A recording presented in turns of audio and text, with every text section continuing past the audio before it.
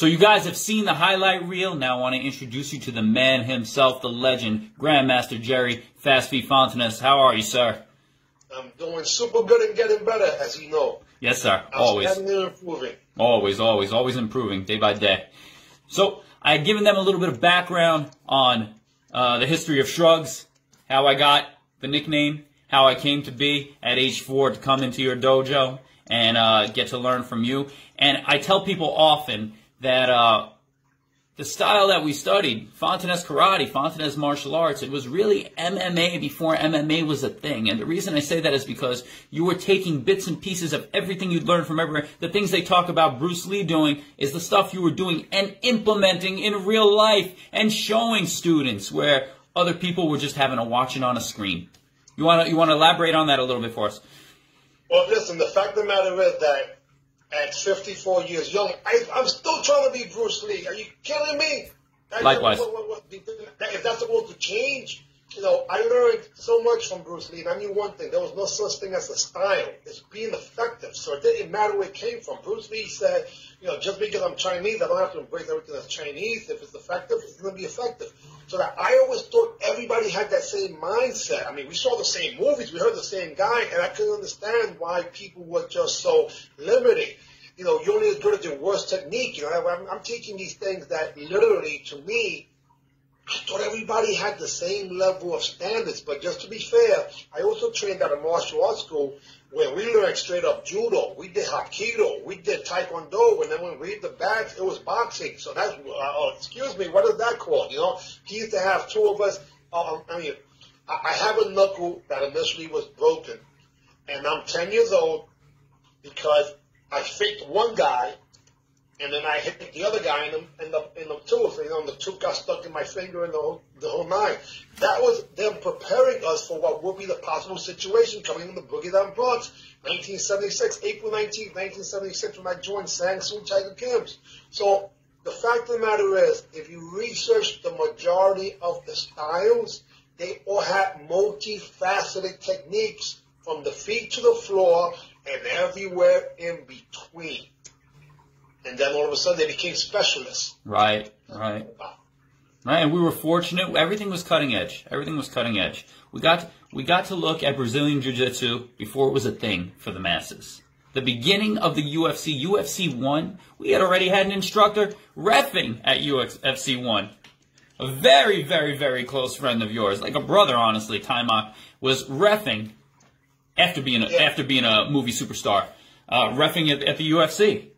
So yeah, and that again, listen, just to be 100% honest, I am the most blessed martial artist in the history of martial arts, because not only am I just a real deal fan, how do I get a chance to hit the elite levels of meeting these people and have them really be friends? Like what everybody else sees as a big thing, they're just my friends, right? Like my brothers. And like, how does that happen? And I get it from a third person looking outside in. It's like, wow, oh, that's Timer, oh, that's Crazy Legs, oh, that's Michael John White, or whatever. And I'm not trying to name drop. These are my friends. These are people that I interact with on a daily basis.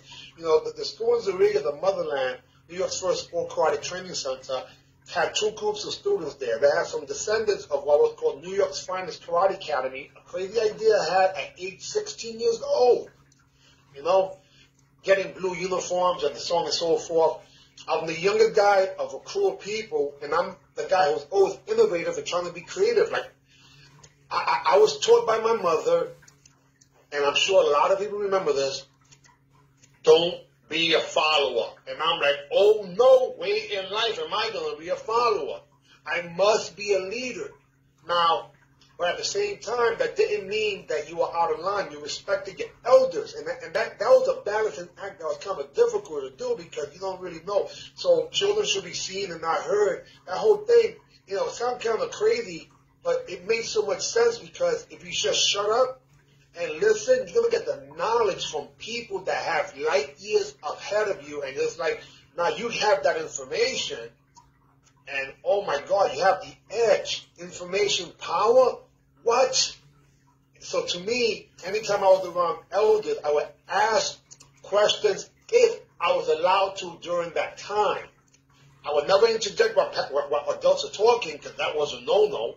However, in the streets, as an example, if a guy called you a young blood, oh, that was a badge of honor. Like, hey, young blood, what? Like, you was like an adult because you carry yourself accordingly based on knowing how to deal around people who are elders. Yes, sir. It hasn't changed, man. I'm speaking right now to a lot of people who I consider them who they are. Pioneers, legends, role models, and motivations for me. And it breaks my heart, but a lot of those people forget that. And I know what that feels like. I have firsthand completely forgot what would have been my identity.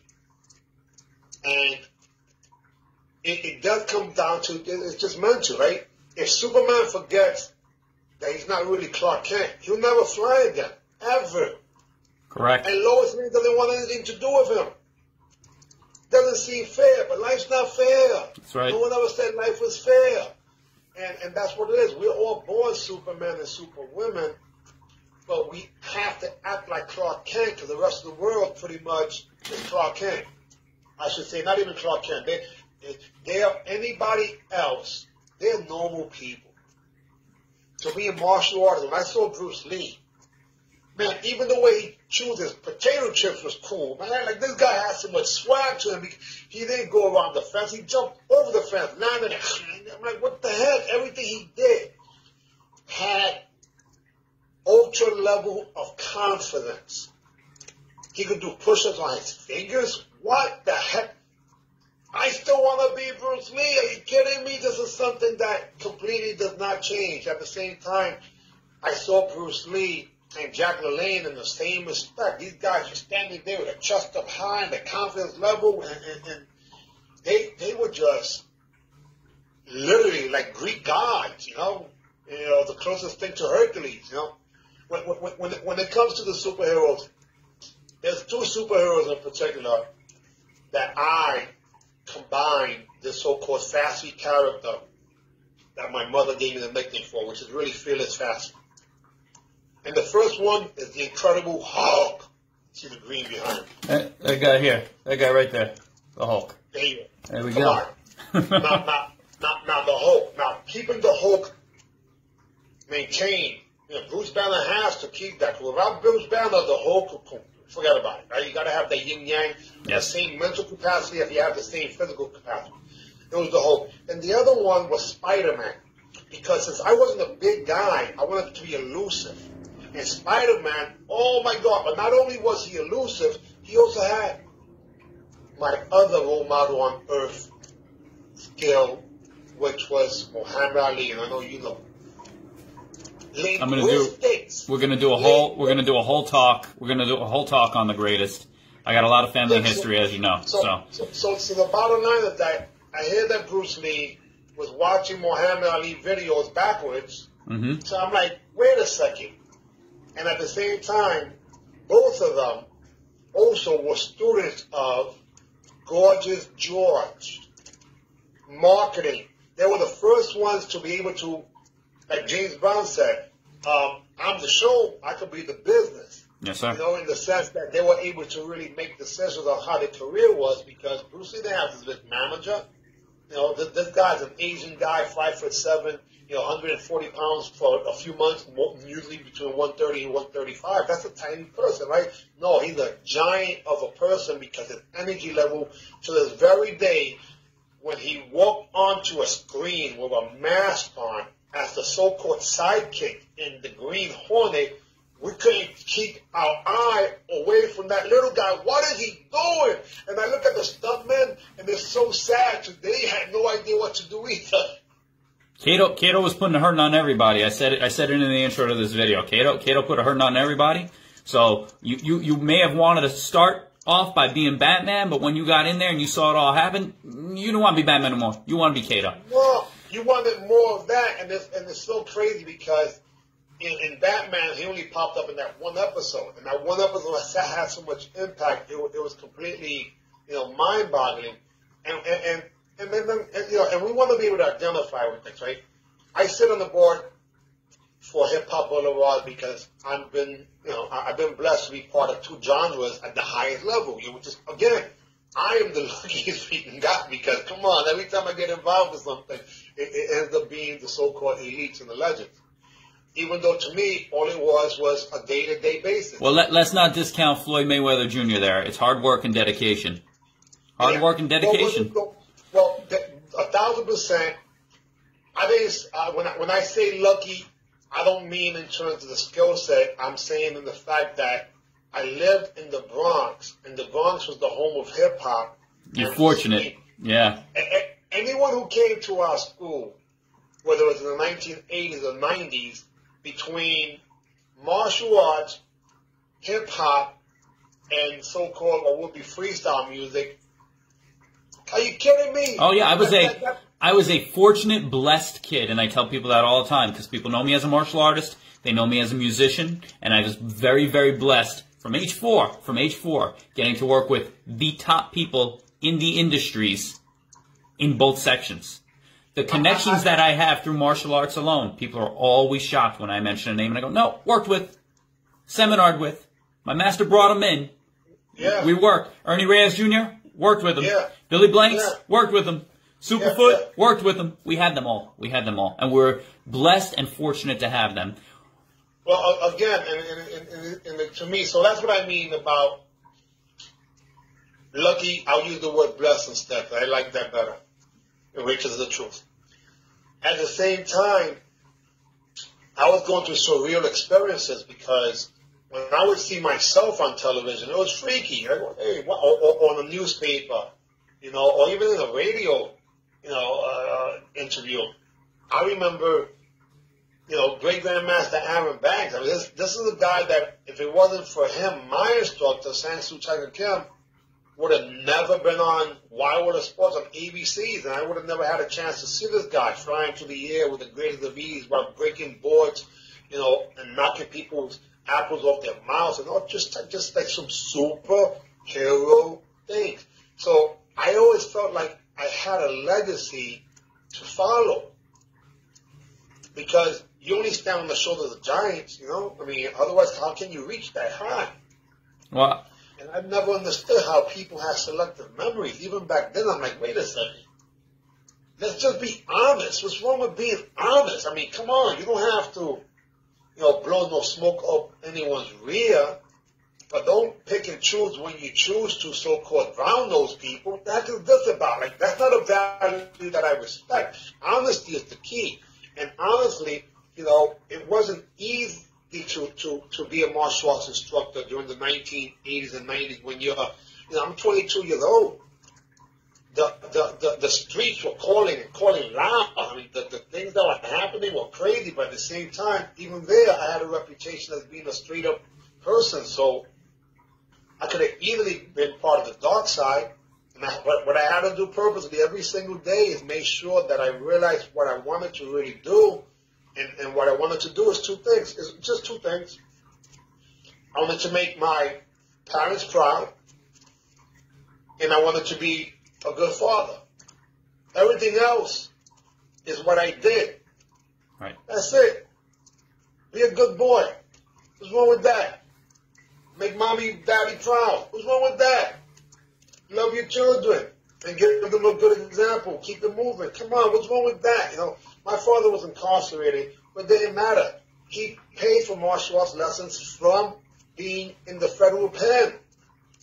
And in terms of between my mom and my dad, my mom, you know, we would go weeks without speaking, and it wasn't because of a problem and not skip a beat when we did speak to each other. But my dad hugged and kissed me to death. You know, he's the first guy that called me handsome, and even in the penitentiary, he would have me do demonstrations to his friends, like extremely proud to the highest level. We're like, wow. So I was brought up by loving parents, even though it was a pretty unique situation because when you have a teenage parent, or parents that are teenagers. You know, I was born when they were 17.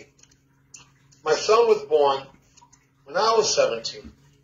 So I said, you know, what can I do as being a parent to change the so-called the status quo, right? How can we change this pattern? How can we change this? And I told my son the truth. I said, listen, the things I would have done different was less partying and more of the thing I loved, which was martial arts. Because the truth of the matter is that the most difficult day in my life was the day I found out I was going to be a father, age 16. Like, what? You know, the level of pressure, you don't know what that is. You think it's hard to study for an exam?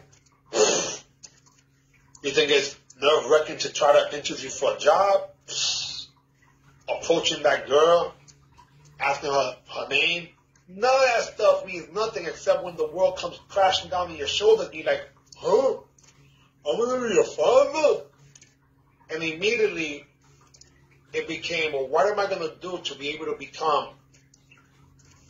make my parents proud and a good father now? And I chose martial arts, and it wasn't really the most intelligent choice at the time because I didn't have any evidence near me. However, I said, well, they're in the magazine, and I saw him on TV, so, you know, when we come, you know, when you're from the Boogie Down Bronx, we give props where it's due, but we ain't going to be kissing the ones, and, you know, he puts his pants on one leg at a time also. He wakes up in the morning with bad breath, and they're humans, come on. So that attitude that other people think is the New York attitude is just being realistic. You know, we respect people, but we don't have to be these blind little suckers that we used to call them. You're suckers.